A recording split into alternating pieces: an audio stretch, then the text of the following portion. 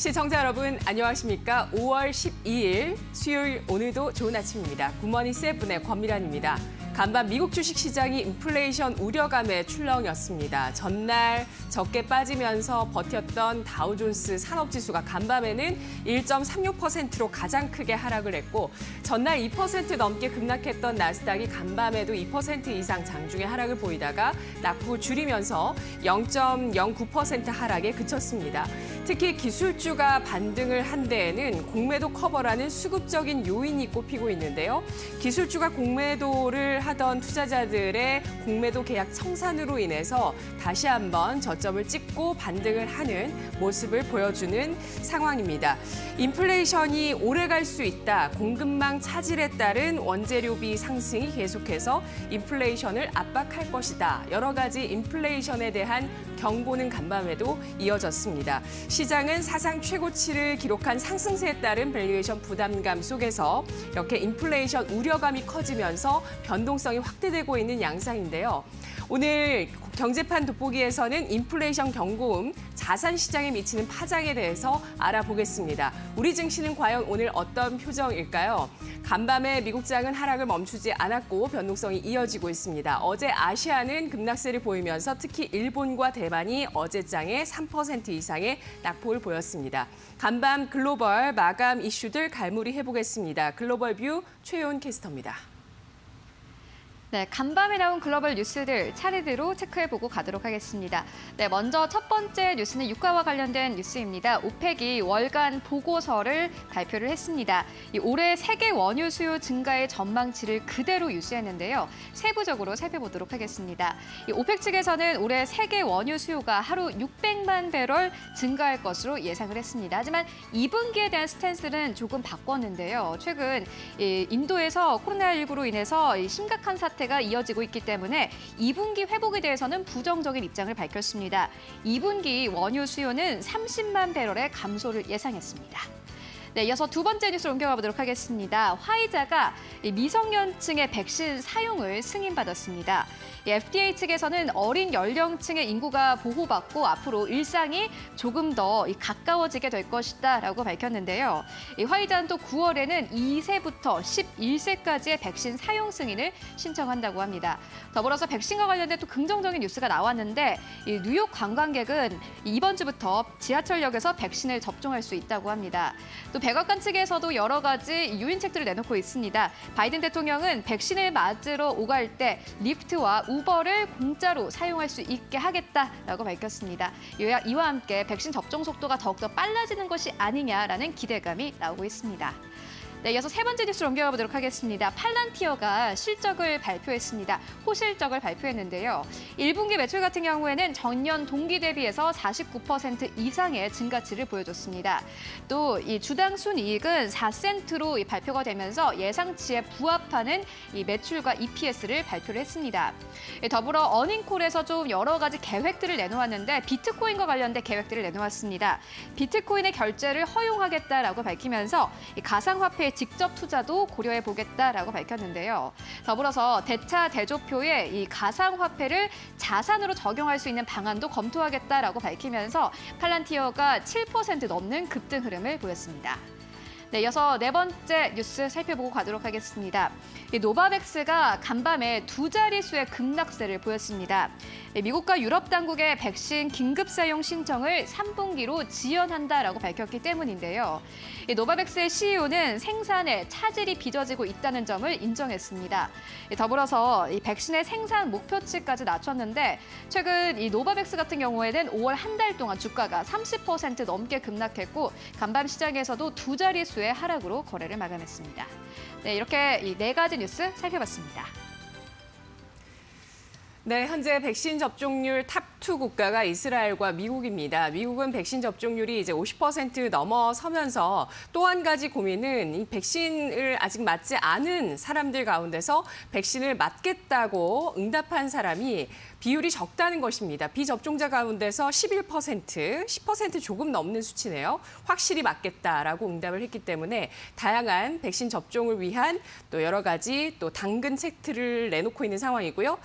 또 과연 뉴욕으로 가면 공짜 백신을 맞을 수 있는 걸까요? 참고로 존슨앤존슨 한 번만 맞으면 되는 백신을 놓아준다고 합니다. 자, 그렇다면 오늘장 국내외 어떤 일정들이 있는지 체크를 해보도록 하겠습니다. 최윤 캐스터. 네, 최윤입니다. 네, 어제 나온 중국의 4월 생산자 물가 지수가 42개월 만에 최고치를 기록하면서 전 세계 인플레이션 위험 요인이 될 수 있다는 진단이 나오고 있습니다. 이런 가운데 브라질에서는 또 물가 상승세, 경기 침체가 함께 나타나고 있는데 추가적인 금리 인상 가능성까지 이야기가 나오는데요. 오늘 일정 포인트 알아볼까요? 네, 맞습니다. 현재 인플레이션에 대한 우려로 이 간밤 유럽 증시부터 뉴욕 증시까지 모두 하락으로 거래를 마감했는데요. 오늘 밤에 발표되는 지표를 꼼꼼하게 체크를 해보셔야겠습니다. 먼저 오늘 미국에서 4월 소비자 물가 지수가 발표가 됩니다. 최근 대규모 경기 부양책과 백신 보급 속도가 빨라지고 있기 때문에 급격한 인플레이션 우려가 계속해서 나오고 있는데 오늘 어떤 지표가 나오는지 확인을 해보시면 좋을 것 같고요. 더불어서 오늘 리처드 클라리다 연준 부의장의 연설이 있습니다. 이 클라리다 부의장은 한 달 전쯤에 인플레이션 기대가 지속해서 상승한다면은 연준은 이에 대응을 해야 할 것이다라고 밝힌 바 있습니다. 또 오늘 연설에서는 어떤 발언을 이어갈지 함께 살펴보셔야겠습니다. 네, 이어서 유럽으로 옮겨가 보도록 하겠습니다. 유럽에서는 오늘 여러 가지 좀 지표 발표가 있는데 3월 산업 생산이 오늘 발표가 되고요. 또 유럽 중앙은행의 비통화 정책 회의도 진행이 됩니다. 더불어서 충계 경제 전망도 진행이 될 예정인데 최근 백신 보급 가속에 유럽에서 6월 양적 완화 축소설이 계속해서 나오고 있습니다. 오늘 경제 전망에서 어떤 스탠스를 취하는지 체크해 보셔야겠습니다. 네, 이어서 한국으로 옮겨가 보도록 하겠습니다. 오늘 MSCI 반기 리뷰가 예정이 되어 있습니다. 최근 MSCI 지수의 종목 교체를 앞두고 이 편출과 편입 종목의 주가가 엇갈리고 있습니다. 현재 공통적으로 좀 편일대 종목으로 유력하게 나오고 있는 종목이 HMM, 그리고 SKC, 그리고 하이브입니다. 네, 그리고 오늘 펄어비스가 실적을 발표합니다. 일단 펄어비스 같은 경우는 최근 계속해서 주가가 하락세가 나왔는데 오늘 실적은 1분기 실적은 시장 예상치를 하회할 것이다라는 리포트가 좀 지배적인 상황입니다. 하지만 신작 기대감은 계속해서 가져볼 만하다라고 SK증권 측에서는 밝혔습니다. 네, 지금까지 경제 일정 알아봤습니다.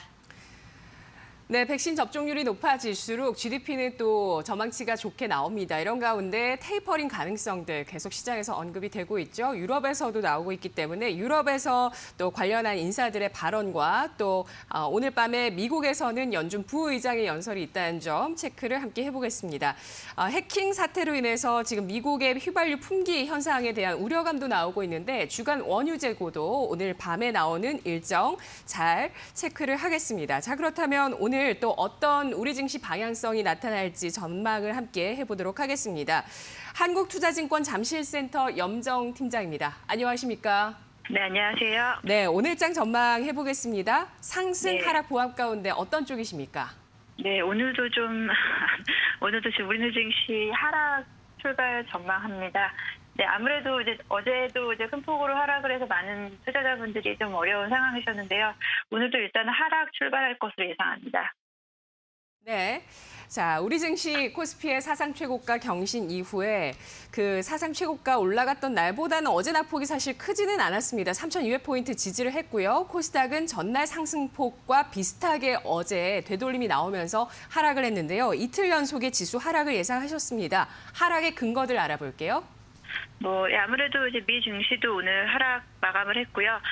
국내 증시에서는 주도 섹터인 반도체 섹터가 아무래도 전날 미 필라델피아 반도체 지수 하락으로 큰 폭의 하락을 보였고 전반적으로 주도하고 있는 섹터들 2차 전지 섹터 같은 경우도 지금 최근에 어느 정도 좀 주춤한 모습을 보이면서 대형주 중심의 하락이 이어지고 있습니다. 이로 인해서 증시가 약간의 조정이 있을 수 있다는 부담감이 있고요. 일단은 기술주 부분에서도 한동안 그래도 잘 버텨줬던 금리 상승 이런 부분으로 좀 부담스러웠던 부분에서 잘 조정을 버텨줬는데 아무래도 전반적으로 투심이 조금은 꺾인 상황에서 기술주에 대한 조정도 일정 부분은 좀 감내해야 될 부분이다라고 생각이 듭니다. 그리고 기대 인플레이션 인플레이션 부분에 대한 상승 우려가 계속 잔존해어 있고 그리고 최근에는 국채금리, 장기물 국채금리가 다시 조금씩 움직이는 모습으로 인해서 당분간은 좀 관망의 자세로 국내 증시에 좀 대응하시는 게 좋을 것이라고 생각이 듭니다. 예, 인플레이션 우려감 속의 조정. 어제 그래도 반도체주가 버티기를 해줬습니다. 버티기를 잘 해줬는데요. 이렇게 우리 시장의 어떤 체력에 대해서 좀 더 신뢰를 가져볼 수 있을지, 하락을 할 때 어떤 전략을 세우는 것이 좋을지 조언해 주시죠. 네, 일단 어제 같은 경우에 시장의 큰 이슈 중에 하나가 SKIT였죠. SKIT가 이제 상장일 사실 이렇게 급락하는 경우 이제 우리가 사실 따상에 대한 기대감은 있었지만 그래도 이렇게까지 급락을 할 것이다라는 좀 예상은 조금은 예상 밖이었긴 한데요. 아무래도 이제 전일 어제 같은 경우는 시장이 안 좋았던 분위기도 있겠고요. 그리고 공모가 약간 고평가 논란 그리고 이제 최근에 이제 리포트들을 통해서 적정가에 대한 논란까지 있으면서 SKIT가 상장일에는 좀 급락을 했는데요. 여기서 이제 신규 매수에 대한 부분을 좀 고민을 하실 텐데요. 신규 매수 부분은 이제 신규 상장주 같은 경우는 신규 매수는 바로 추격해서 가시는 것보다 며칠 동안 적어도 한 3, 4일 흐름을 좀 보시고 대응을 하시길 바라고요. 최근에 이제 이런 장 분위기 속에서도 아무래도 이제 구리, 철광석 등 전반적으로 원자재 가격은 사상 최고치를 기록하고 있습니다. 이런 부분에서 관련주들은 어제도 잘 갔습니다. 하지만 이제 밸류에이션 부담이 어느 정도 존재하고 있습니다. 고밸류에 대한 부담이 있기 때문에 이 부분에 대해서도 추격 매수를 하신다거나 추가 매수를 하신다기보다 일정 부분은 좀 익절로 처리를 하시고 오히려 좀 이렇게 과대 낙폭이 된 부분들 있잖아요. 과대 낙폭이 된 대형주 중심으로 조금씩 차라리 분할 매수 관점이 더 긍정적이지 않나 싶습니다. 그리고 마지막으로는 이제 항공주에 대한 관심을 좀 이제 갖기 시작했는데요. 아무래도 지난달부터 해서 연기금 역시도 기관들 역시도 순매수로 좀 전환을 했습니다. 항공주 같은 경우에는 최근에 이제 해상운임에서도 급등이 있었고 이런 부분에서 화물 운임까지도 영향을 미치기 시작했습니다. 항공운임에 대한 급등 그리고 아무래도 하반기에 백신 보급에 대한 효과를 기대해 볼 수 있다라는 점에서 항공주에 좀 관심을 가지시면 좋을 것 같은데 항공주 같은 경우는 대한항공 경우 최근에 상승폭이 한 10% 상승폭이 있습니다. 만약에 이게 조정 시 이렇게 주가 조정 시 대형 항공주 위주로 관심을 가져주시면 이제 반등 시 지수가 반등할 경우 항공주로 어느 정도 좀 수익을 챙기시지 않을까 싶습니다. 이렇게 오늘 같은 경우는 장 초반에는 조금은 관망을 하시다가 장 후반 지수가 돌아오는 모습 어느 정도 낙폭을 줄이는 모습을 확인하시면서 좀 천천히 관망 자세로 대응하시기 바랍니다. 네, 알겠습니다. 분석 잘 들었습니다. 네, 감사합니다. 네, 고맙습니다. 신규 상장주 SKIT 전날 기술주 성장주의 하락의 여파가 있었습니다. 시초가에 매도하신 분이 가장 승자셨을 것 같고요. 그리고 지수 자체는 지난 5월 4일이 3,109포인트를 기록하면서 이때 조정 분위기가 짙었지만 사실 이날 사신 분이 승자죠. 최근에 강한 반등을 보인 이후에 3,200선에 대한 지지력 이것은 좀 관망하면서 지켜보자, 방향성을 지켜보자라는 의견이 나오고 있습니다. 역시 인플레이션을 움직이는 가격 주목하면서 항공주, 화물 운임의 급등을 주목하고 있습니다. 그렇다면 오늘 또 어떤 공시와 기업 뉴스들이 영향력을 미칠지 최윤 캐스터가 전해주시죠. 네, 어제 장이 마감된 이후에 실적을 내놓은 기업들이 있었습니다. 차례대로 체크해 보도록 하겠습니다. 네, 먼저 첫 번째 종목은 모두 투어입니다. 어제 장 마감 이후에 실적을 발표했는데요. 1분기 영업 손실이 43억 원으로 집계가 됐다고 합니다. 이 영업이익 같은 경우에는 전년 동기 대비해서 194% 이상 하락한 수치를 내놓았습니다. 일단 패키지와 티켓 판매가 모두 전년 동기 대비해서 99% 이상 급감했다고 하는데요. 일단 모두 투어는 버티기에 나섰습니다. 이 자유 투어를 현재 매각한 상황인데 SK증권에서는 이에 대해서 버티는 사업자는 여행업의 이 시장 점유율과 이익을 모두 흡수할 것이라면서 이 확실한 서바이버 중 하나가 모두 투어가 될 것이다라며 오히려 긍정적으로 전망했습니다. 네, 이어서 두 번째 종목 만나보도록 하겠습니다. JYP입니다. 트와이스가 오늘 일본에서 싱글 앨범을 발표합니다. 기대감이 높아진 상황인데 특히나 JYP에 소속된 걸그룹인 니쥬가 일본에서 폭발적인 인기를 얻고 있는 상황이라고 합니다. 이에 대해서 JYP 재팬의 영업이익이 이로 인해서 올해 100억 원을 넘어설 것이다라는 긍정적인 전망이 나오고 있는데요. 이에 대해서 하나금융투자에서는 목표 주가를 JYP의 목표 주가를 5만 1,000원대까지 상향 조정했습니다. 네, 이어서 세 번째 종목 만나보도록 하겠습니다. LG유플러스입니다. 어제 장 마감 이후에 공시가 나왔는데요. 인터넷 데이터 센터 IDC 신규 센터 구축에 3,181억 원을 투자한다라고 밝혔습니다. 전체 자기 자본의 4%에 해당하는 이 금액인데요. 2023년 말까지 구축을 한다고 합니다. LG유플러스는 고객 수요 증가에 따른 신규 센터의 구축이다라고 밝혔는데 이에 대해서 증권사 측에서는 LG유플러스를 긍정적으로 평가하고 있습니다. LG유플러스의 영업이익이 올해 처음으로 1조 원을 넘어설 것이다라고 긍정적으로 전망했습니다. 네, 이어서 네 번째 종목 만나보도록 하겠습니다. 녹십자 홀딩스입니다. 최근 녹십자 홀딩스는 이 지시 녹십자의 코로나 혈장 치료제의 허가가 될 것이다라는 이 기대감이 나오면서 급등한 바 있습니다. 하지만 어제 장 마감 이후에 식약처 측에서는 지시 녹십자의 코로나 혈장 치료제의 조건부 허가를 불허했습니다. 일단 국내 임상 2상에서 이 시험군과 대조군의 효과 차이가 크게 없는 것으로 나타났다라고 밝혔는데요. 또 이상 반응도 17%를 넘어섰습니다. 이에 대해서 안정성에 대한 결론을 내리기 어렵다라고 밝히면서 오늘 시장에서 주가 추이를 잘 살펴보셔야겠습니다. 네, 지금까지 네 가지 종목 살펴봤습니다. 네, 아쉽게도 GC 녹십자의 코로나 혈장 치료제 조건부 허가가 불허됐습니다. 이 같은 내용이 오늘 좀 악재가 될지 녹십자 그룹주도 잘 지켜보셔야 될 것 같고요. 셀트리온의 코로나 치료제는 중동으로까지 뻗어나가고 있습니다. 오늘 아침에 한 언론사에서 단독 보도가 나왔는데요. 삼성바이오로직스가 화이자 백신을 만든다는 소식이 나오고 있습니다. 화이자 백신의 CMO를 담당하면서 8월부터 연간 10억여 회분의 이 양을 양산하기 시작할 것이다. 라는 단독 보도가 있었는데 만약에 이것이 현실이고 팩트라고 확인이 된다면 또 이 내용도 역시 굉장히 중요한 내용이 될 수밖에 없을 것 같습니다. 자, 그렇다면 오늘장 또 어떤 종목을 연결지어 볼지 백인범의 주력 종목을 알아보겠습니다. 유한타증권 분당 지점 연결하겠습니다. 백인범 과장님, 안녕하세요. 네, 안녕하십니까? 네, 오늘장의 주력 종목을 공개해 주시죠. 네, 오늘장 주력 종목 S오일, SK이노베이션, 하나금융지주, 현대건설을 좀 꼽아봤습니다. 예. 그 안에서 바로 종목 말씀을 드리면요.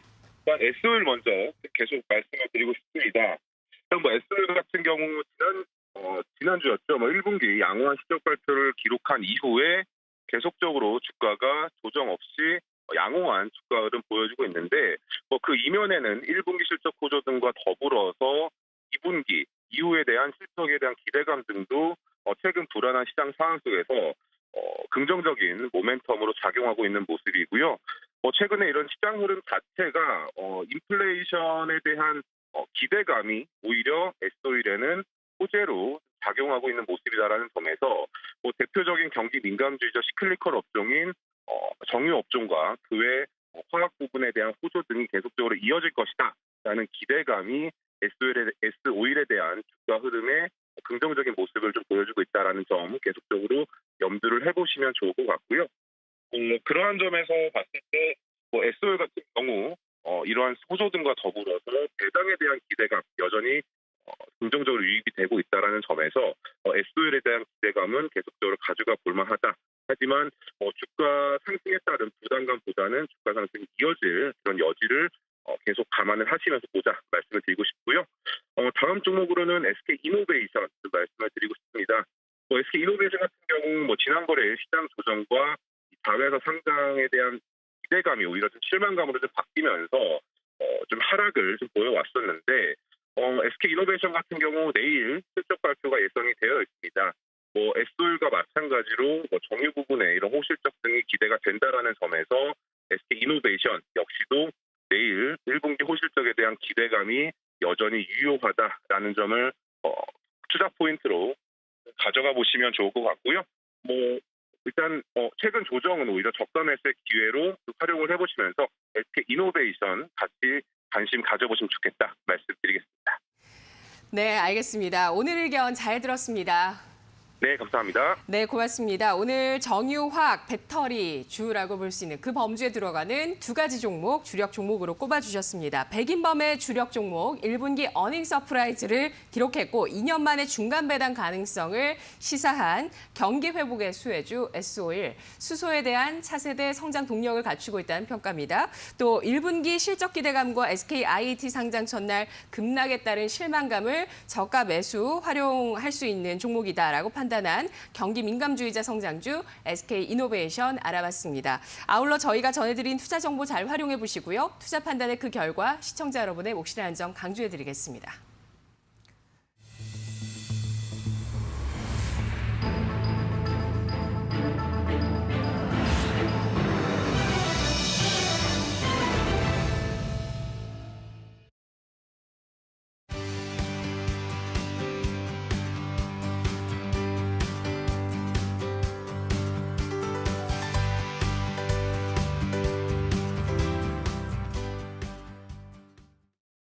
경제판 돋보기 시간입니다. 이데일리 권소연 기자와 이야기 나눠보겠습니다. 어서 오십시오. 네, 안녕하세요. 안녕하십니까. 증시 변동성에 대해서 오늘 얘기해 보겠습니다. 공매도 부분 재개 이후까지 5월 초순까지 조정을 이어가다가 또 급반등이 나왔습니다. 그러고 나서 다시 한번 또 급락하는 상황이 반복되고 있는데요. 미국 인플레이션 우려에 따라서 춤을 추고 있네요. 사실 뭐 공매도 우려는 기후에 가까웠다라고 할 정도로 뭐 국내 네. 증시에 크게 영향은 없었다고 봐도 될 것 같고요. 그 이후 이제 인플레 때문에 이제 국내 증시가 좀 출렁이고 있는 상황인데 월요일에 코스피 1% 넘게 오르면서 이제 사상 최고치, 그러니까 종가 기준으로 갈아치웠잖아요. 그런데 또 어제는 1.23% 빠지면서 이제 3,200선 겨우 턱걸이하는 수준이었습니다. 미국 증시도 지난 금요일에 뭐 다우 지수 그리고 S&P 500 지수 나란히 사상 최고치를 경신을 했는데 그러다가 월요일에 S&P 500 지수 1% 넘게 빠졌고요. 나스닥은 2%대 하락세를 보였습니다. 그리고 간밤에도 보니까 다우 지수 1.36% 하락했는데요. 이게 뭐 근 3개월 내에 최대폭 하락세를 보인 거라고 하고요. 또 나스닥은 뭐 약보합으로 마감하긴 했는데 장중 한때 뭐 2% 넘게 급락하면서 뭐 약간 좀 분위기가 좀 위축되는 분위기였는데요. 네, 뭐 결국은 사실 이제 통화 정책과 연결되는 문제인데 경기가 회복되고 뭐 물가 상승률이 높아질 것 같다 싶으면 이제 통화 정책 정상화에 나서야 되잖아요. 그러니까 돈 그동안은 풀었던 계속 풀고 있었던 이 돈 풀기를 멈추는 테이퍼링 그리고 거기에 이어서 이제 금리 인상 이런 것들이 좀 빨라질 것이다라는 전망이 나오는 거고 반대로 이제 경기가 생각보다 별로다 이러면 이제 이런 것들이 지표로 확인이 되면 인플레 걱정은 당분간 안 해도 되겠네 뭐 이러면서 이제 통화 정책 정상화까지는 시간이 좀 걸리겠구나 이러면서 좀 안도감이 드는 이런 분위기가 계속 반복이 되고 있는 건데 지금 증시든 뭐 코인 시장이든 부동산이든 이 코로나19 극복하겠다고 각국 정부가 푼 돈 그러니까 이제 유동성의 힘으로 오른 거잖아요. 네. 아무래도 통화 정책 정상화에 나서게 되면 이제 시중 유동성을 흡수할 것이고 그렇게 이제 들어왔던 물이 빠지게 되면 자산 시장도 꺼질 수밖에 없으니까 이렇게 인플레에 대한 기대치가 바뀔 때마다 이제 시장도 출렁일 수밖에 없는 거죠.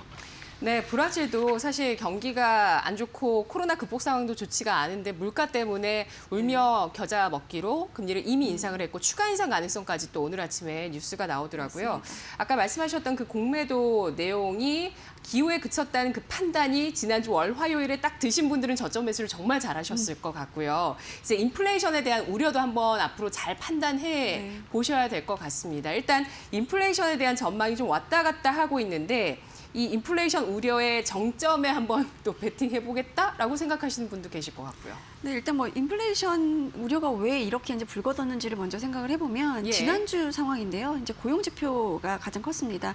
4월 미국의 신규 고용이 전월 대비로 이제 26만 6천 명 증가를 했거든요. 예. 이게 월가 예상치가 97만 명 정도, 그러니까 한 100만 명 정도는 신규 일자리가 생겼을 거다라고 이제 예상을 했었는데 네. 그거에 한참 못 미친 거고요. 실업률도 6.1%를 기록을 했는데 이게 예상치가 5.8%였거든요. 그러니까 생각보다 일자리 사정이 굉장히 안 좋구나.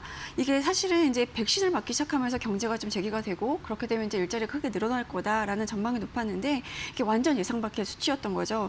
이렇게 고용 지표가 안 좋으니까 뭐 테이퍼링 빨리 못 하겠네. 뭐 아니면 이제 금리 인상도 좀 멀어지겠네. 뭐 이러면서 이제 뉴욕 증시가 좀 올랐던 건데 이게 또 이제 뒤늦게 찬찬히 뜯어보니까 일자리가 없어서 취업을 못한 게 아니라 사람 구하는 곳은 많은데 이제 일하겠다는 사람이 없어서 네. 일자리가 덜 늘어난 걸로 이제 나타난 거거든요. 이게 사실 큰 문제가 될 수도 있는 내용 아닐까요? 그렇죠. 이제 이게 사실 바이든 정부가 추가 실업수당 지급한 게 약간 패착이었다 이런 얘기도 네. 좀 나옵니다. 그거에 따른 부작용이라는 건데요. 미국 정부가 9월 초까지 매주 $300씩 이제 추가로 실업수당을 주기로 했는데. 미국 50개 주의 월 평균 실업수당을 보니까 $2,748예요. 그러니까 원화로 환산해 보면 300만 원 조금 넘는 수준인데 뭐 굳이 지금 내가 일자리를 구해서 일을 할 필요가 있나? 뭐 일을 안 해도 정부가 한 300만 원 정도는 매달 주니까 그때까지는 좀 놀아보자. 약간 이런 분위기가 형성이 된 것 같고요. 뭐 이제 간밤에 나온 채용 공고를 보니까 채용 공고 자체는 또 역대 최대치를 기록을 했더라고요. 그러니까 그러니까 사람을 구하는 기업들이 네. 많은 거예요. 그런데 이제 또 그거와는 또 별도로 소기업들 보니까 44%가 4월에 채용 공고를 채우지 못한 걸로 나타났습니다. 그러니까 일하는 사람은 구하고 싶은데 일하겠다는 사람은 없는 상황인 건데 결국은 이제 실업성이 끝나게 되면 일자리가 폭발적으로 늘 수밖에 없고 그러면 인플레이션도 반등할 수밖에 없지 않겠냐 이런 판단 때문에 다시 이번 주 초에는 이제 증시가 하락세를 보이고 있는 거고.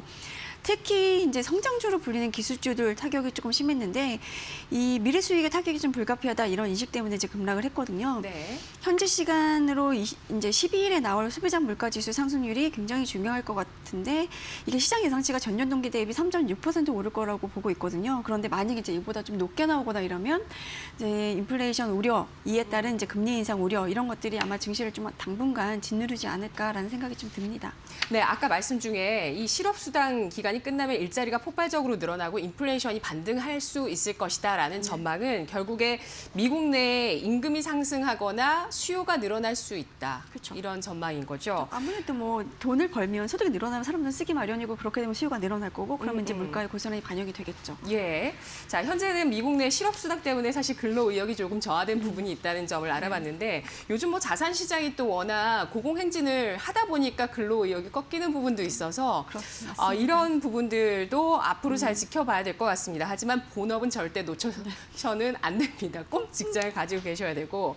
자, 국내 이제 경기 상황이나 물가 지표들 한번 살펴보도록 하겠습니다. 관심이 높아지고 있는 쪽이죠. 네, 뭐 예. 일단 어제 나온 우리나라 수출 지표 서프라이즈였는데요. 예. 5월 들어 이제 10일까지 이제 10일 단위로 이제 수출 지표를 발표를 하는데 5월 1일부터 이제 10일까지 수출액을 보면 114억 7,700만 달러로 집계가 됐습니다. 이게 전년 동기 대비로 81% 급증을 한 건데 이제 조업일수라는 게 있잖아요. 그래서 일평균으로 따져봐도 65% 늘어났습니다. 이걸 뜯어보면 이제 뭐 반도체, 승용차, 석유 제품 수출이 이제 증가세를 주도를 했는데요. 특히 승용차 같은 경우에는 1년 전에 비해서 수출 증가율이 무려 358%에 달하는 걸로 나타났습니다. 이렇게 수출이 좋다는 거는 글로벌 수요가 일단은 많다는 거고요. 이렇게 되면 뭐 글로벌리 인플레 압력도 가중될 수밖에 없는 상황인 거고요. 지난달 국내 소비자 물가 상승률 보면 2.3%로 집계가 됐는데 이게 2017년 8월에 2.5%를 기록한 이후 3년 8개월 만에 가장 큰 폭의 상승률을 기록한 거거든요. 예. 사실 이제 작년 이맘때쯤 코로나 한창 터지고 이러면서 뭐 여러 가지 서비스 수요 확 줄어들고 서비스 가격이 좀 낮아지고 거기다 이제 국제 효과도 떨어지면서 거기에 따른 이제 기저 효과라는 부분이 좀 있긴 한데 사실 이 기저 효과 때문이라도 2분기에는 한 2%대가 좀 유지가 될 것 같고요. 여기에 최근에 이제 원자재, 곡물 가격 급등세 이어가고 있잖아요. 그러니까 당분간은 우리나라도 약간 인플레 약간 우려 이런 것들이 좀 있을 것으로 보입니다. 네, 경기 과열에 대한 우려가 나오고 있습니다. 어제 나온 중국의 또 4월 생산자 물가 지수가 3년 만에 최고치를 기록하는 모습이어서 인플레이션 우려감 점점 더 달이 갈수록 고조가 되고 있는데요. 어떤 종목들이 또 부각이 될지 이슈 관련주 브리핑 김나은 캐스터와 함께 하시죠. 경제판 돋보기 시간입니다. 경기 민감주 강세장이 이어지고 있습니다. 그래서 오늘은 대표적인 경기 민감주 중 하나인 건설기계 관련주들을 만나보려고 하는데요. 실제로 요즘 글로벌 수요 강세에 힘입어서 이 국내 건설기계 업체들은 물건이 없어서 못 판다라는 말이 나올 정도라고 하는데요. 이 호황은 2022년 말까지는 지속될 것으로 전망되고 있습니다. 특히나 가장 수요가 많은 중국이 내년 말 건설기계 교체 주기에 진입을 하기 때문에 더욱더 긍정적이라는 평가를 받고 있는데요. 자, 그럼 지금부터 관련주들을 확인해 보도록 하겠습니다. 자, 먼저 중국에서 가장 많은 판매를 하고 있는 두산 인프라코어부터 만나보도록 하겠습니다. 두산 인프라코어 이번 1분기 매출액은 2조 4천억 원대, 영업이익은 2,900억 원대를 기록을 했습니다. 올 1분기 역대 최대 분기 실적을 발표했는데요. 코로나로 침체됐던 작년과는 완전히 다른 분위기입니다. 자, 특히 중국에서 매출이 5천억 원가량을 기록하면서 68%나 급증한 모습이었는데요. 두산 인프라코어는 중국 안에서 건설기계 다국적 기업들 가운데서도 점유율 27.2%를 기록하면서 1위를 차지할 것으로 보입니다. 이는 5년 전과 비교했을 때 점유율이 무려 2배 가까이 오른 건데요. 이런 중국에서 현재 장비 교체 수요가 높아지고 있기 때문에 올 한 해 판매 걱정은 없다는 분위기입니다. 자, 이렇게 업황 자체가 호황인 만큼 신제품 개발에도 박차를 가하고 있습니다. 2021년형 신규 모델 13종을 출시를 했습니다. 자, 게다가 오는 7월에는 현대건설기계와 인수합병 절차가 마무리되는 만큼 시너지 효과도 기대되고 있는데요. 최근 한 증권사에서는 목표 주가로 14,000원을 제시했습니다. 자, 다음 종목입니다. 자, 이번에는 현대건설기계도 확인해 보도록 하겠습니다. 역시나 이 종목의 실적도 눈에 띄게 개선됐습니다. 1분기 영업이익이 797억 원을 기록하면서 전년 대비 645% 급증한 수치를 발표했습니다. 역시나 역대 분기 최대 실적을 발표했습니다. 중국도 중국이지만 특히 신흥국을 대상으로 판매량이 늘어난 것이 원동력인데요. 이 신흥시장에서의 회복 사이클은 이제 막 시작한 것으로 판단이 되고 있기 때문에 더욱더 기대가 되고 있습니다. 이제 신흥국들이 팬데믹에서 탈출을 하고 있어서 호조가 지속될 것으로 전망되는데요. 현대건설기계도 꾸준한 신제품을 출시를 하고 있습니다. 특히 인도 시장이 커지는 만큼 인도에서 지점을 추가 설립을 하고 20톤급 굴착기 신제품을 출시하는 등 맞춤형 영업 전략을 전개하고 있습니다. 자, 이에 최근 하이투자증권에서는 목표 주가로 8만 원을 제시했습니다. 자, 다음 종목입니다. 이번에는 진성TC를 확인해 보도록 하겠습니다. 자, 이 종목은 건설기계 부품과 모듈 부문에서 최상위 업체 중 하나입니다. 때문에 중국과 미국 시장을 동시에 확보하고 있는데요. 역시 업황 순환과 함께 이 종목도 국내외 공장들이 풀 가동되고 있습니다. 자, 미국의 인프라 부양안에 대한 수혜도 지속적으로 받아갈 것으로 기대가 되고 있는데요. 실제로 두산 밥켓이나 존 디어 등 미국에 거점을 둔 신규 고객과의 거래가 확대되고 있기 때문에 상반기는 중국에서 성장이 지속된다면 하반기로 갈수록 미국에서의 성장이 지속될 것으로 기대되고 있습니다. 자, 여기까지 오늘은 건설기계 관련주들 확인하셨습니다. 경제판 돋보기 시간이었습니다. 네, 시장의 관심 소재에서 또 산업재로 더 확대가 될지 오늘 기계주도 살펴보겠습니다.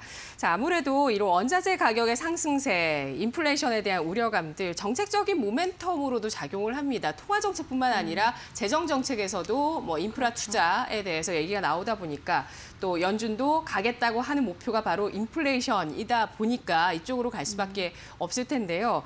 성장주보다 경기 민감주에 대한 관심이 굉장히 높아집니다. 이번 1분기 실적 시즌에도 뭐 철강 화학이 굉장히 좋았거든요. 그렇죠. 네. 예. 뭐 최근에 사실 이제 인플레에 대한 우려가 본격적으로 불거진 게 뭐 고용 지표 살짝 전에 보면 그 지난주에 제니 옐런 미국 재무부 장관 발언 때문인데 현지 시간으로 4일이었어요. 우리 경제가 과열되지 않도록 금리가 다소 올라야 할지도 모른다라고 발언하면서 이제 약간 발칵 뒤집혀졌는데 이제 초저금리를 바탕으로 몸집 키워온 빅테크에게는 뭐 악재였을 거고 이제 경제가 코로나19 충격을 빠른 속도로 회복하고 있다는 반증이라는 면에서 이제 경기 민감주에는 호재로 작용했거든요. 그래서 우리 증시에 반영된 게 5일은 어린이날의 휴장이었고 이제 6일날 증시 개장하자마자 이제 그때부터 경기 민감주가 조금 이제 주목을 받았는데 그 6일부터 이제 최근까지 그러니까 어저께까지 코스피 업종별로 상승률을 좀 이제 봤어요. 그랬더니 이제 KLX 철강 업종이 8.9% 올라서 가장 많이 상승을 했고요. 예. 섬유 의료 업종이 7%대 올랐고 건설하고 이제 음식류 이런 것도 6% 상승세를 보였고요. 운수 창고가 5%대 올랐습니다. 상승률 상위권을 모두 이제 경기가 좋아지면 수혜를 입는 경기 민감주가 이제 차지를 한 건데요. 지금 사실 국내 채권금리도 오름세거든요. 이제 10년 만기 국고채 금리가 어제 2.143%까지 올라서 이제 3월 중순 이후로 이제 쭉 2.1% 아래서 머물다가 이달에서 이제 다시 2.1% 10% 위로 올라선 건데 사실 이제 성장주는 미래 성장성을 보고 투자하는 거라서 당장 뭐 배당으로 주주에게 수익을 환원하기도 좀 어려운 상태잖아요. 그래서 금리가 이렇게 올라가게 되면 성장주 가치는 떨어질 수밖에 없고 대신 이제 실적이 좋고 이제 배당을 좀 많이 하는 이런 경기 민감주에 대한 기대가 더 높아지고 있는데 그게 지금 증시에서 우리 증시에서도 이제 여실히 드러나고 있습니다. 예. 오늘 아침에 한 언론사 단독 보도에서 삼성바이오로직스에 대한 소식이 나왔어요. 화이자 백신 CMO를 삼성바이오로직스가 담당을 할 수 있다, 네. 한다라고 이렇게 좀 보도가 나와서 이후 후속 기사들, 특히 이데일리의 기사도 좀 잘 챙겨봐야 될 것 같은데요. 경기 민감주가 더 시장의 관심을 받게 될지, 백신 보급률 좀 커질 수 있다 이런 기대감도 좀 나올 수 있을 것 같은데 유망 업종을 알아볼까요? 사실 뭐 그런 바이오주, 의약품주 등 굉장히 많이 올랐잖아요. 예. 그쪽 이제 성장주로 볼 수가 있는데 일단 앞으로 이제 경기 인플레 계속 이제 숨바꼭질 할 테니까 뭐 당분간은 변동성을 좀 경계해야 된다라는 얘기들이 나오고 있습니다.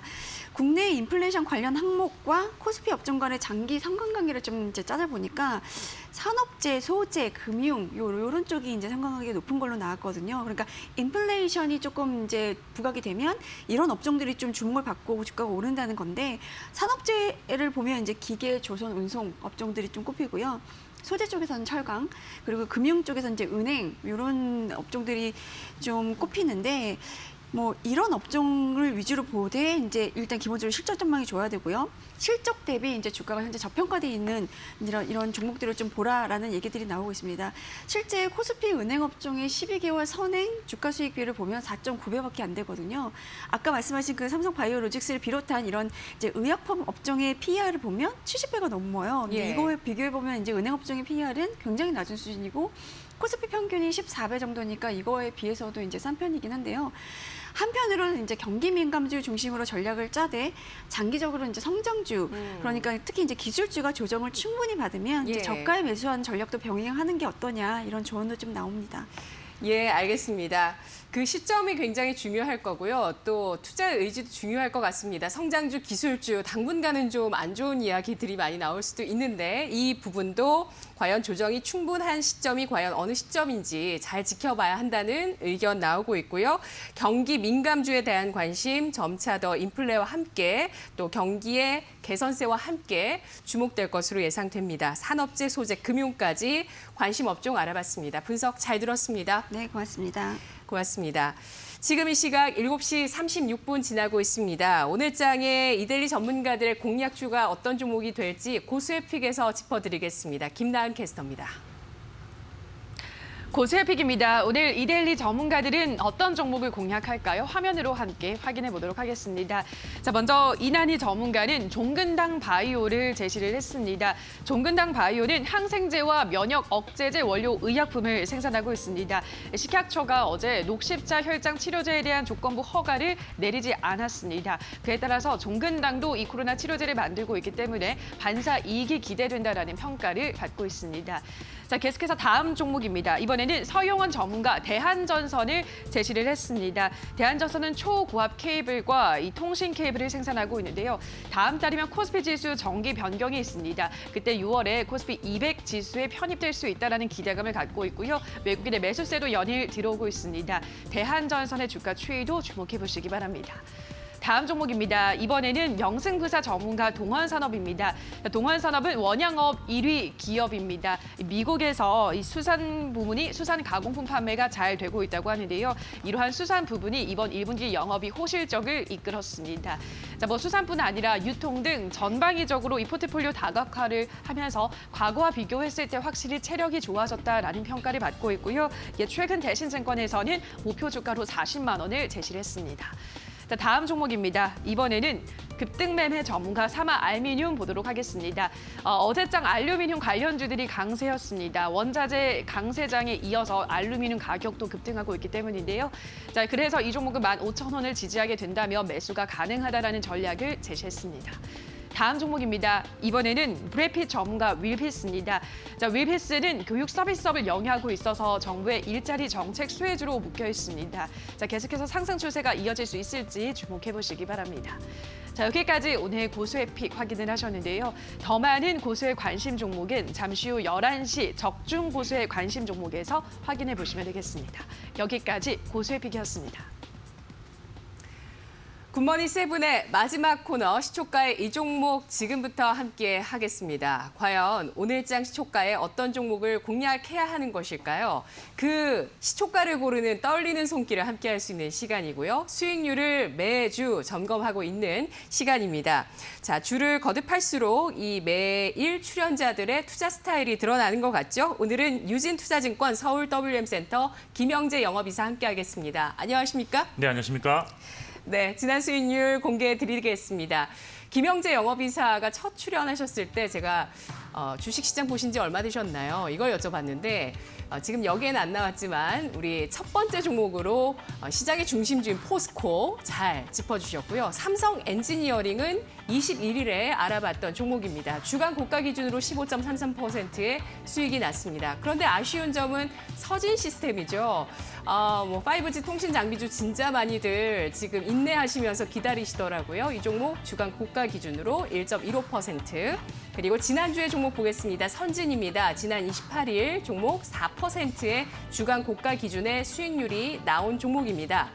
2만 원의 편입 가격을 확인하실 수 있습니다. 어제 종가 기준으로 선진은 1% 플러스 수익이 났고요. 사료 첨가제 기업이기 때문에 인플레이션 수혜주입니다. 앞으로 전략 어떻게 세울까요? 네, 뭐 사실 큰 변동이 없었는데 물론 기간 동안에는 뭐 아프리카 돼지 열병 수혜로서 잠깐 올라게 됐는데 일단 뭐 전반적으로 시장 변동성이 확대되었지만 크게 변동이 없는 안정적으로 행보하는 주식이었다라고 볼 수 있겠습니다. 일단 해외 부분의 성장성 그리고 인플레이션 시대에 가격을 전가시킬 수 있는 수주 계열화를 갖춘 그런 기업이라는 점에서 인플레 수혜주라고도 할 수 있습니다. 그래서 보유 전략으로 하시고요. 그다음에 그리고 시장에서는 선진에 대한 1분기 실적 기대감도 있기 때문에 한번 지켜보실 필요가 있을 것 같습니다. 알겠습니다. 전략 유지를 해주십니다. 선진입니다. 목표 주가 31,000원, 손절가 17,800원 유지하도록 하겠습니다. 오늘의 전략 세워보겠습니다. 정말 내가 시초가에 공략한다라고 생각하시고 정말 긴장감을 가지시고 엄선해 주셔서 아마 다들 골라주실 거고요. 우리 시청자 여러분들도 마찬가지로 엄선을 하셔야 됩니다. 출연자분들 가지고 오신 종목들을 잘 보시고 뭐 덜컥덜컥 사기보다는 진짜 내 의견과도 잘 맞는지 잘 골라보셔야 되는데 어떤 업종 볼까요? 의류 OEM 업종을 보려고 하는데요. 예. 사실 미국 수요 증가가 지금 상당히 가파르게 나타나고 있어서 실적이 일단 기대되고요. 여기에 주가도 꾸준하게 지금 우상향 추세를 유지하고 있는 그런 업종이라고 할 수 있겠습니다. 네, 의류 OEM주 알아보겠습니다. 지금 인플레이션 트레이딩이 일어나고 있는 구간에서 앞서서 경제판 돋보기 시간에도 보시면은 많이 오른 업종에 철강 그리고 의외 업종이 들어가 있는 게 의류였고요. 음식료였거든요. 의류주, OEM주를 특히 주목해야 되는 이유는 뭐가 있을까요? 네, 사실 의류 OEM 업종은 글로벌 소비 트렌드의 변화에 상당히 민감하게 반응하는 그런 특징이 있습니다. 근데 과거에도 지난 2008년, 2011년에 그런 글로벌 금융위기가 왔을 당시 그 이후 3년 동안의 실적이라든지 주가가 상당히 빠르게 회복되었는데 일반 소매업체보다도 훨씬 더 좋았습니다. 그것은 아무래도 위기 동안에 많은 벤더들이 정리되고 통합되면서 나중에 살아남은 대형사 위주로 큰 수혜를 받았기 때문이다라고 분석이 되고 있는데 따라서 이번 글로벌 위기인 코로나19 시대 이후 대형 의류 및 신발 OEM도 포함되겠죠. 이런 업체들의 최고 호황이 예상되는데 현재도 회복 속도가 매우 빠른 것으로 지금 파악되고 있어서 상당히 주목하실 필요가 있을 것 같습니다. 그리고 국내 의류 OEM 업체들이 글로벌 OEM 그런 피어 그룹 대비 상당히 지금 낮은 밸류에이션 수준을 유지하고 있는데 예를 들어서 내년 예상 실적 기준으로 영원무역이 PER이 한 10.6배고요. 한시실업이 12.6배 그리고 오늘 소개해드릴 종목 역시 PER이 보면 8배 미만으로서 글로벌 피어 그룹이 보통 제가 대충 계산해보니까 한 19배 정도 되는데 상당히 네. 낮은 수준이 있다는 것이 특징이라고 할 수 있겠습니다. 알겠습니다. 자, 의류 OEM주를 주목해야 되는 이유 경기 민감주이고요. 또 앞으로 또 사람들이 이 바깥 활동을 하려면 또 새로운 옷을 이제 또 사야 되잖아요. 코로나 이전이 아닌 코로나 이후에 또 옷을 입겠다 하는 분들 굉장히 많으실 것 같아요. 특히나 실적 전망과 함께 가격 매력이 있다는 점이 중요하다는 점 강조를 해주셨는데요. 어떤 종목을 시초가에 오늘 공략해 볼까요? 네, 오늘 시초가 공략주는 태평양물산입니다. 태평양물산은 지금 시가총액이 한 1,500억 정도 되는데요. 시가총액이 사실 이 피어그룹 내에는 뭐 2조 원 이상 영업무역, 그다음 1조 원이 넘는 한세실업이 있습니다. 근데 상대적으로 좀 사이즈가 좀 작은 업체다라고 볼 수가 있어서 약간 덜 알려진 측면도 좀 있는 것 같습니다. 일단 매출 비중이 의류가 88%가 되고요. 그다음에 의무라고 불리는 다운 제품, 뭐 네네. 덕다운 다 아시겠지만 그 6%, 기타 6%로 구성되어 있는데 주요 고객은 아무래도 미국에 있는 뭐 타겟, 갭, 콜롬비아, 뭐 랄프로렌 그런 업체들이 있습니다. 일단 투자 포인트는 일단 의류 부분 매출이 가장 큰데 여기서도 비중이 가장 높은 미국 시장에서 이제 보복 소비 그리고 가처분 소득 증가에 따라서 소비가 지금 상당히 지금 증가하고 있는데 의류 쪽도 마찬가지입니다. 그래서 상당히 그 수혜가 예상된다라고 볼 수가 있겠고, 그리고 기존의 그 다른 OEM 업체들의 오더 현황이라든지 이런 것을 봤을 때도 상당히 지금 잘 지금 진행되고 있다라고 볼 수가 있겠습니다. 그리고 태평양물산 같은 경우는 사실 3분기 실적이 더 기대되는 그런 종목인데요. 좀 쌀쌀해지는 그런 3분기에 실적이 더 좋은 계절성이 있습니다. 아무래도 원단이 좀 우분이라 그래서 이렇게 교차하면서 이렇게 직물로 짜는 그런 원단이기 때문에 쌀쌀한 계절에 더 어울리는 그런 원단이기 때문입니다. 그래서 사실 3분기 실적이 극대화되기 위해서는 이제 3월, 4월, 뭐 5월에 그런 오더가 매우 중요하다고 판단하고 있는데 현재 그 확연한 주문 증가가 나타나 있는 것으로 지금 파악이 되고 있는 상황입니다. 그리고 두 번째 투자 포인트는 사실 작년에 상당히 적자 전환에서 좀 의외였다고 볼 수 있는데 그것은 바로 의무 부분의 수익성이 상당히 나빠졌기 때문입니다. 근데 올해는 이것이 좀 좋아질 가능성이 있다. 작년 부문별 영업이익을 보니까 의류는 36억 원 흑자, 그다음 기타가 37억 원 흑자였는데 의무 부분에서만 93억 원 적자가 났습니다. 그래서 토탈 20억 정도의 영업 적자가 났는데 의무 가격이 하락했기 때문인데 연초 대비 지금 의무 가격도 30% 이상 상승했다는 점에서 수익성이 좀 개선이 가능하지 않겠느냐 판단하고 있습니다. 결국 그 의류 부분 매출이 다시 성장하면서 올해는 한 2019년도에 기록한 영업이익률 4.4%와 비슷한 한 4% 초반 정도의 영업이익률을 기대할 수 있다고 보고 있는데 현재 컨센서스가 12개월 선행 기준으로 주당 389원입니다. 그리고 주당 순자산이 4,192원인데 이를 현 주가로 대비하면 한 7배 초중반 수준이다라고 보시면 되겠고요. PBR로도 0.7배로서 의류 OEM 업체 중에서는 가장 저평가된 그런 수준을 보이고 있다라는 것이 매력이다라고 볼 수 있겠습니다. 물론 이런 것들이 이렇게 저평가된 것들이 뭐 시총이라든지 뭐 이익 수준 아니면 이익 변동성이 조금 좀 크다라는 점이 있어서 좀 할인이 필요하다고 보고 있지만 그래도 의류 업종 내 업사이드가 가장 큰 종목이라는 것은 매력이라고 보고 있습니다. 수급도 보면 투스권 위주로 지금 최근 한 달 동안 82억 원 순매수를 했고요. 수량으로는 거의 300만 주 순매수했다는 점도 상당히 긍정적이다라고 보고 있고요. 그리고 또 특징이 뭐냐면 자사주가 또 있습니다. 그래서 총 발행 주식수의 4.9%인 한 235만 주를 자사주로 보유하기 때문에 밸류에이션 산정시 EPS가 높아진다는 그런 장점도 보유하고 있는 그런 특징이 있습니다. 그래서 가격 전략을 좀 말씀드리면 일단 뭐 12개월 선행 EPS 389원에 올해 추정 실적과 비슷한 실적을 기록했던 2019년 밴드 그 퍼밴드 하단 11.1배를 좀 적용해서 아까도 할인 요인이 있다 말씀드렸는데 할인을 한 10%를 했습니다. 그래서 그렇게 도출한 가격이 3,800원 정도로 지금 뭐 국가를 하는데 이거는 최소 목표까지 사실 이거보다 훨씬 더 좀 더 많이 줄 수도 있습니다. 왜냐하면 뭐 평균 PE를 적용한다 그러면 뭐 5,000원까지도 가능성이 있습니다. 그래서 최소 목표 주가는 3,800원 정도로 잡으시는 게 좋다라고 보여지고 손절가는 10% 정도 하락한 수준인 2,790원으로 뭐 제시를 해드리겠습니다. 실제 주가가 상당히 높게 형성될 가능성이 있기 때문에 그리고 지금 기술적 분석상으로도 지금 고점을 약간 터치하고 있는 그런 수준에 있습니다. 그래서 많이 돌파가 일어난다면 슈팅할 수도 있는 그런 상황이니까 좀 주목하실 필요가 있다라고 판단하고 있습니다. 알겠습니다. 지난해 연간 기준으로 20억 원의 영업 적자를 기록했습니다. 1분기 전망치도 적자 전망이 나오고 있습니다만 올해 실적 정상화 예상되면서 300억 원 이상의 또 영업이익이 전망이 되고 있습니다. 거의 400억 가까이로 전망치가 나오고 있는 태평양물산. 주가는 하락 추세에서 벗어나는 움직임이 지난달에 나왔고요. 횡보한 이후에 또 최근 들어 다시 한번 상승 탄력을 보여주고 있습니다. 랄프 로렌 등의 OEM을 담당하는 태평양물산 목표 주가 3,800원, 손절가 2,790원으로 계절적 성수기까지 가져가는 전략, 하반기까지의 전략 전해주셨습니다. 오늘 분석 여기까지 드릴게요. 고맙습니다.